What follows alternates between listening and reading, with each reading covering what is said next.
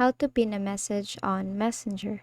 So first is you have to go to your Messenger application and it will lead you here directly to your chat section.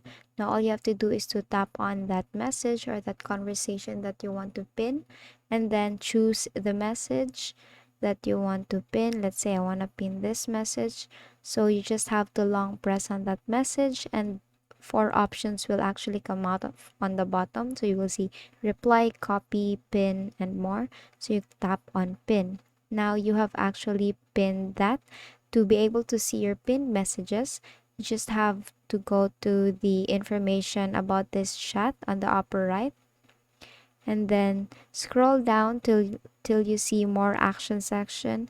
Then just tap on the view pinned messages. Now, if it doesn't work, make sure to check if you have updated your application. And to do that, you have to go to your Play Store and just search for Messenger. And then if you will see an update button, you have to click on that and wait for it to be updated. And as you can see, I don't have any update button, which means my Messenger application is updated. Now, if it's updated, you can now go back to your Messenger and do the same process again on how to pin a message on Messenger. And that is all for today. If this video helped you, please give us some thumbs up and subscribe to our YouTube channel for more tutorials. Thank you for watching.